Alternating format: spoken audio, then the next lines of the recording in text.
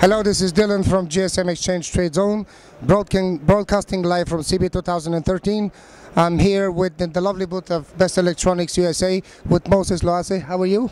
We're doing fine, thank you very much. Very well. Would you please share with us how was the exhibition so far for you? Well, it's nearly over, so we have a pretty good idea.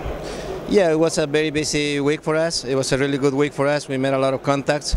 We pretty much established the fact that we've been specializing in the Apple line these past 3 years. As I was explaining to you earlier in the day, we have plenty of physical stock even in Dubai, Miami, and this show have helped us establish that fact already. Okay, so basically what happened, you met a lot of contacts that you know and a lot of new ones, a mix of both, which is what the exhibitions are all about. Absolutely, absolutely. Okay. I would like for you to present your company to the members that they don't know you, so tell us a bit more about what you do, when were you established? Okay, the name of the company is Best Electronics. We're based in New Jersey, USA. We've been in the business since 2003.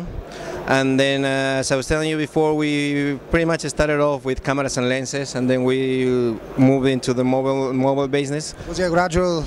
I would say it was an abrupt change since like a couple of years ago, Europe was actually the market for cameras and lenses. That's totally switched around. Now we're buying from Europe, distributing all over South America. That's our main business after Dubai. But in the past 2 years, we were doing a lot of business in Dubai. We've been establishing a lot of contacts in Dubai, and so far we're pretty much shipping every day to Dubai. Okay. So percentage-wise, between the cameras and the phones, what prevails? I would say at this point it will be the phones. It will be the Apple line. I will have Apple line. I mean, as I said, we do have business in Samsung. We do have business in LG. We do have business in cameras and lenses. But so far, our bread and butter has been Apple. Don't you find it hard in nowadays market that in a way all the companies involved in the open market, they actually after the same brands, which will be Apple and Samsung, and very few models? Doesn't that make it much more difficult? It is in a way. It is in a way, but in another way, if you factor the fact that you have logistics already well established as far as shipping, as far as receiving, as far as inventory management, then you could actually make yourself noticeable from other companies. I mean, it's not just buying from one place, shipping to another place, and expect payments right away. It doesn't really work like that. But I think we have a good team, both back in the U.S. and also in Dubai, that makes all these things happen and make these orders go smoothly on a day-to-day operations. Do you retain any local business, any local retail? No, we don't. No, we don't. I mean, we were thinking of doing that, but we could barely catch up with our wholesale operations. So at the moment we're trying to specialize on what we do best, which is wholesale. Wholesale. Okay, that's the name of the game. Exactly. So okay. Far it is for us. Okay. Tell us a bit more. What kind of year was 2012 for you? Was it challenging? Was it successful? Was it both? It was a good year.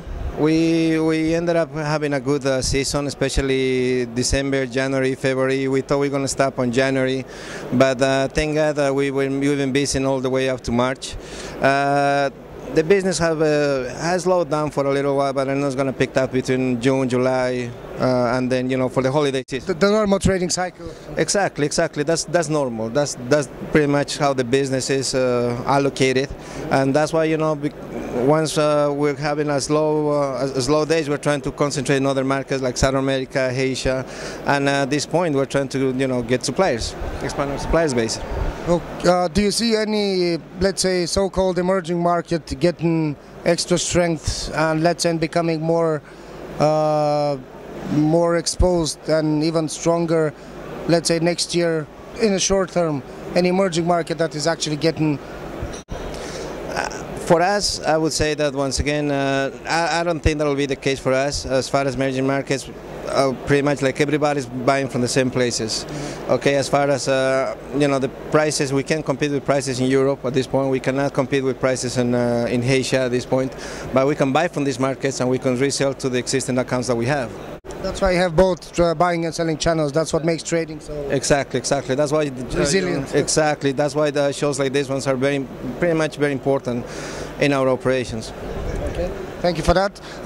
We know each other for over 2 years now. You've been a member with us. Would you please share from your perspective what feature or service on gsmExchange you find the most beneficial for your business? The most beneficial, I think, is the fact that we're already certifying your website.